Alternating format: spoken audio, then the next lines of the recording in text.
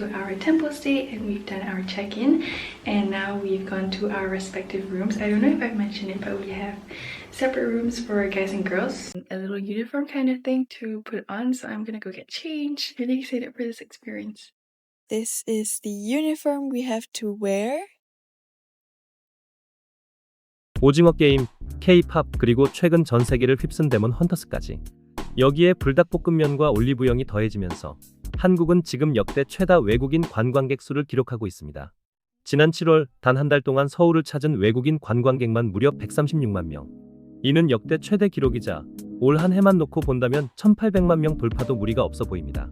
밤이 돼도 반짝이고 24시간 불이 꺼지지 않는 한국. 흥분과 설렘이 공존하는 나라, 바로 그 한국이 이제 젊은 세대에게는 꼭 가보고 싶은 꿈의 여행지가 되었죠. 아마 하늘에서 김구 선생님이 보신다면 뿌듯해하지 않을까요? 그런데 이렇게 화려한 한류 열풍 속에서 조용히 세계인들의 발길을 사로잡는 또 다른 한국이 있습니다. 바로 템플스테이입니다. 화려한 쇼핑몰도 K-팝 콘서트장도 아닌 고즈넉한 절.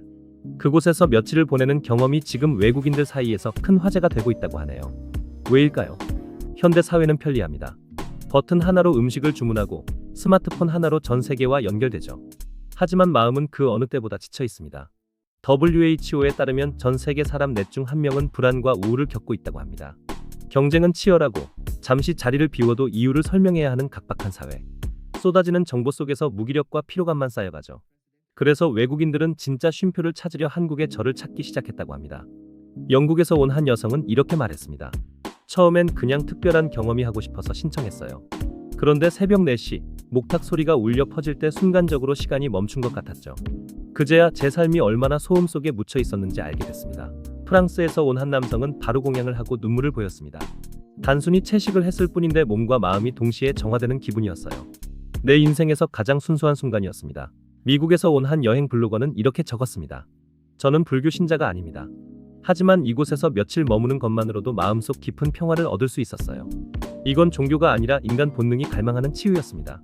다른 외국인은 유튜브 댓글에 이렇게 남겼습니다. 5년 전만 해도 제 친구들은 일본 얘기만 했습니다.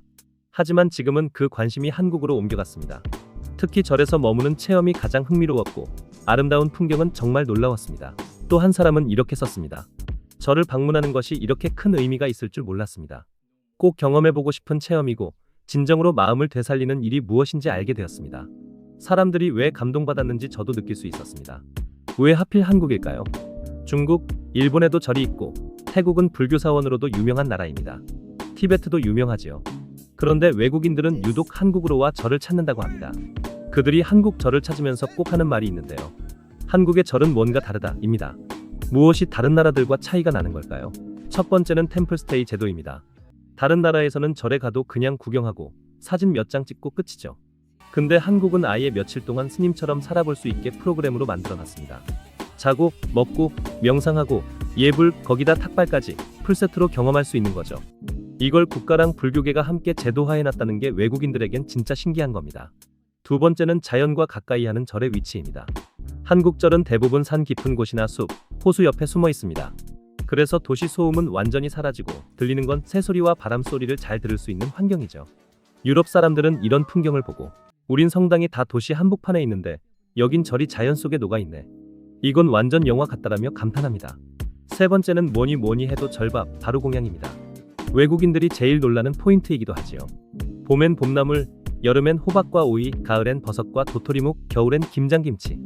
계절마다 달라지는 제철 밥상과 함께 욕심 부리지 않는 바로 공양은 정신적 수양의 일부로 평가받기도 합니다. 어떤 외국인은 절에서 나온 음식은 음식이 아니라 마음까지 채워주는 심리치료다라고 했고 심지어 미슐랭 레스토랑보다 감동적이었다라는 말까지 했습니다. K-팝과 K-드라마가 전 세계를 흔들었다면 이제는 K-힐링이 조용히 사람들의 마음을 사로잡고 있습니다. CNN은 한국의 템플스테이를 현대인에게 꼭 필요한 디톡스 프로그램이라고 소개했고 BBC도 종교와 상관없이 누구나 참여할 수 있는 특별한 문화라며 주목했습니다.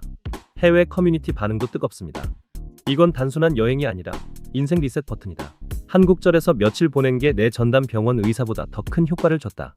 다시 한국을 간다면 난 반드시 절에 머무는 시간을 포함시킬 거다. 한국의 절은 화려하지 않습니다. 그러나 그 소박함이 오히려 전 세계 사람들의 마음을 울립니다.